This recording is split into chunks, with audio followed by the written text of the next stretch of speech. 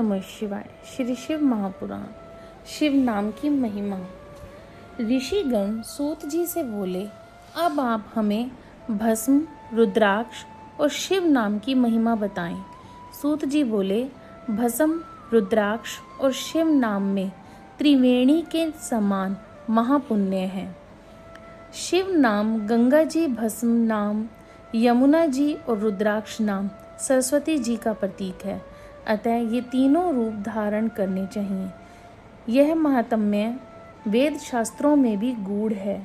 शिव नाम दावाग्नि है, महापाप पर्वत है। शिव नाम की दावाग्नि से यह महापातक नामक पर्वत नष्ट हो जाते हैं।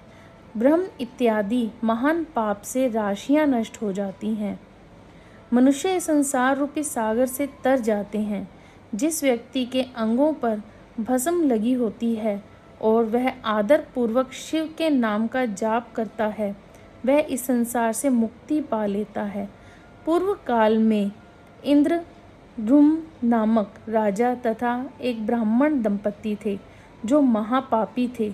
इन दोनों को शिव नाम की महिमा द्वारा सद्गति प्राप्त हुई थी। भस्म की महिमा।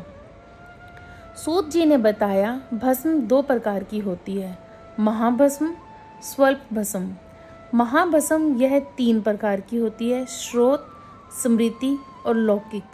श्रोत भस्म और स्मृति भस्म ब्राह्मणों के लिए है तथा लौकिक भस्म अन्य वर्णों के लिए है। ब्राह्मण भस्म को मंत्र के साथ धारण करें। अन्य वर्ण के व्यक्ति बिना मंत्र के धारण कर सकते हैं। उपलों की सिद्ध की गई राख एवं यज्ञ कुंड की राख भस्म कहलाती है। यह त्रिपुंड लगाने के योग्य है।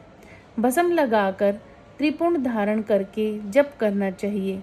भस्म और त्रिपुंड लगाकर जो व्यक्ति यज्ञ आदि कार्य तथा जप तप पूजन आदि करते हैं, वे काल को भी अपने वश में कर लेते हैं। जो ब्राह्मण त्रिपुंड धारण नहीं करता है, उसकी समस्त पूजा आदि व्यर्थ हो जाती है। वानप्रस्थी, अदीक्षित एवं कन्याएं मध्याह्न में भस्म को जल में मिलाकर या सूखी भस्म को प्रतिदिन धारण करें। ऐसा करने से शिवजी की भक्ति तथा जीवन मुक्ति प्राप्त होती है।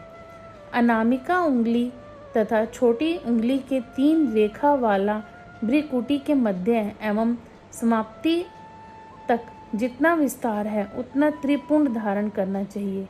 शरीर के शेष भागों में धरा, पृथ्वी, वायु और सोम आदि का नाम लेकर त्रिपुंड धारण करें। ब्रह्मा, विष्णु और रुद्र की उत्पत्ति करने वाले भगवान शंकर का ध्यान करके ओम नमः शिवाय मंत्र बोलकर त्रिपुंड को धारण करें। रुद्राक्ष का महात्म्य। सूत जी ने पूछा, हे शौनक जी, भगवान शंकर को रुद्राक्ष अति प्रिय है। इसे धारण करने तथा इसे जपने पर पाप दूर हो जाते हैं। स्वयं शिवजी ने पार्वती जी को इसकी महिमा के विषय में बताया था। उसे ही मैं आप लोगों को बताता हूँ। एक दिन शिवजी ने पार्वती से कहा, पूर्व काल में मैंने मन को एकाग्र करके दिव्य सहस्त्रों वर्षों तक तपस्या की थी। मैंने मन में कुछ भय सा समा गया। तभी मैंने नेत्रों को खोल दिया। इससे नेत्रों में आंसू गिरने लगे।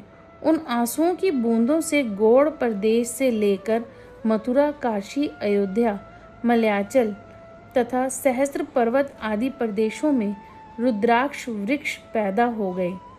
तभी से इसकी महिमा बढ़ गई। वेदों ने भी इसकी महिमा का वर्णन किया है। सभी वर्णों की व्यक्ति इसकी माला को धारण कर सकते हैं। सफ़ेद, लाल, काले, पीले आदि रंग के रुद्राक्ष क्रमशः धारण करें। जप करने में रुद्राक्ष की माला विशेष फलदायक है। गोल, चिकना, मजबूत, कांटेदार, मोटा रुद्राक्ष मनोरथ साधक और मुक्ति प्रदान करने वाला है। रुद्राक्ष शिवजी को अत्यधिक प्रिय है। सभी वर्ण वाले, सभी आश्रम वाले, सब स्त्री तथा शूद्र भी इस कल्याणकारी माला को धारण कर सकते हैं। त्रिपुंड धारण कर रुद्राक्ष को धारण कर ओम नमः शिवाय जप करने से व्यक्ति यमलोक नहीं जाता है तथा उसकी अकाल मृत्यु भी नहीं होती है। वह सदैव निरोग रहता है।